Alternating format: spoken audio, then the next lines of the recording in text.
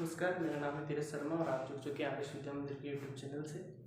आज मैं आपके सामने कक्षा अष्टमी के राजनीति विज्ञान की किताब से पाठ पहले को लेकर आया हूँ, क्योंकि ये कक्षा अष्टमी और 10वीं दोनों के लिए महत्वपूर्ण है। इसलिए वीडियो की लिंक आपकी दोनों क्लासों के यूट्यूब चैनल व्हाट्सएप पर डाल दी हुई है। ठीक है, तो पहला प्रश्न है, किसी देश को संविधान की आवश्यकता क्यों पड़ती है? तो देखिए, हर देश का कोई ना कोई विधान होता है और विधान से ही बना है शब्द संविधान। इसलिए संविधान शब्द को हम इस तरह से समझ सकते हैं। विधान का मतलब होता है नियम।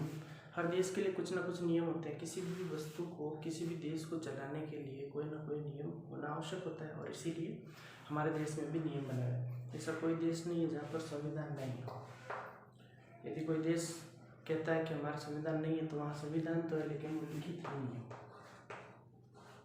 बाकी संविधान तो होता ही, बिना संविधान के कोई भी देश नहीं चल सकता। ठीक है, तो हर देश को संविधान की ज़रूरत है। क्यों ज़रूरत है? देश को सही ढंग से चलाने के लिए, देश में लोकतंत्र रखने के लिए, देश की जनता या फिर देश के लोगों को, देश के नागरिकों को स्वतंत्र रूप से आगे बढ़ाने के लिए देश को संविधान की ज़रूरत पड़ती है। ठीक है, अब भारत के संविधान का नजर डालते हैं। विश्व का सबसे बड़ा लोकतांत्रिक देश का सबसे बड़ा संविधान है, क्योंकि विश्व का सबसे बड़ा लोकतांत्रिक देश कौन सा? भारत है, और भारत का संविधान भी सबसे बड़ा है। जैसे अमेरिका के संविधान में 7 अनुच्छेद है, तो भारत में कई सारे। तो इस तरह से भारत का संविधान सबसे महत्वपूर्ण ऐसे ही हो गया। दूसरी बात, कई सारे देशों के संविधानों को सम्मिलित करके भारत का संविधान बनाया गया, इसलिए ये भी महत्वपूर्ण है।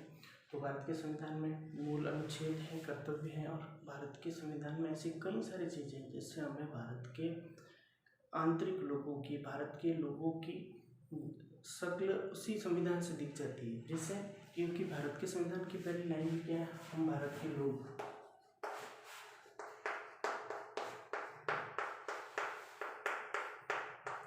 इसका मतलब है, इस वाक्य का बहुत व्यापक अर्थ होता है, क्योंकि भारत के संविधान का प्रस्तावना का पहला जो अंक लिया है वो यहीं से है, और ये अमेरिका से लिया गया है। इसका केवल यही अर्थ नहीं है कि हम भारत के लोग, इसका मतलब है भारत के लोगों द्वारा ही इस संविधान का निर्माण हुआ। और इस शब्द से ही क्या पता चल जाता है कि भारत कैसा देश है? एक लोकतांत्रिक देश है।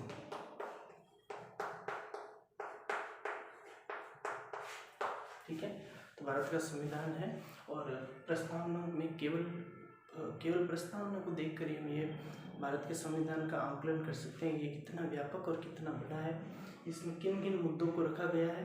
तो हमें भारत के संविधान के बारे में इन चीज़ों को भी ध्यान रखना चाहिए। अब प्रस्तावना को देखते हैं। कुछ महत्वपूर्ण चीज़ें हैं। प्रस्तावना में भारत शब्द 2 बार उपयोग में लिया गया है। प्रस्तावना में संशोधन हुआ है और 1 बार हुआ है। ठीक है, जो प्रधानमंत्री इंदिरा गांधी के समय हुआ था। ठीक है, प्रस्तावना भारत के संविधान का अभिन्न अंग है। इसके पीछे बहुत डिबेट चली थी सुप्रीम कोर्ट में, और उसके बाद में निर्णय लिया गया कि प्रस्तावना भारत के संविधान का अभिन्न अंग है। इसके बाद में संसदीय शासन पद्धति, ये वही पॉइंट लिए गए हैं जो आपके पाठ में दिए गए हैं। ठीक है, इसको मैंने बहुत छोटे रूप में आपके सामने प्रस्तुत किया है। संसदीय शासन पद्धति का मतलब होता है वह शासन जिसमें संसद के द्वारा शासन की परिकल्पना की जाती है। भारत में संसद ही सब कुछ है, क्योंकि संसद में जो सदस्य होते हैं, सदस्य कहाँ से चुने जाते हैं? भारत के लोगों से चुन के जाते हैं, और ये सदस्य सारे प्रकार के जो देश के लिए जो फैसले होते हैं वो यही लेते हैं। इसलिए संसदीय शासन पद्धति है भारत में। कई सारे देशों में संसदीय शासन पद्धति नहीं है, यानी वहाँ पर राजा का शासन है। आज भी राजा का शासन कई सारे देशों में है, लेकिन वो अप्रत्यक्ष रूप से है, मतलब केवल सिग्नेचर उनका लिया जाता है, कार्य तो प्रधानमंत्री ही करते हैं वहाँ पर भी, और प्रधानमंत्री जनता द्वारा चुना जाता है।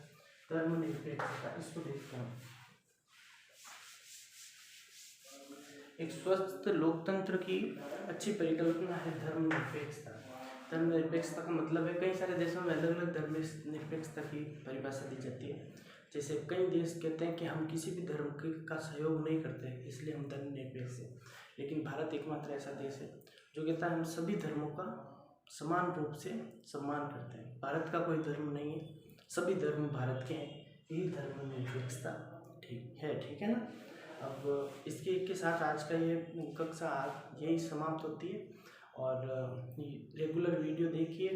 मैं हमेशा कहता हूँ आपके लिए वीडियो बनाए जाते हैं, इन्हें रेगुलर देखिए।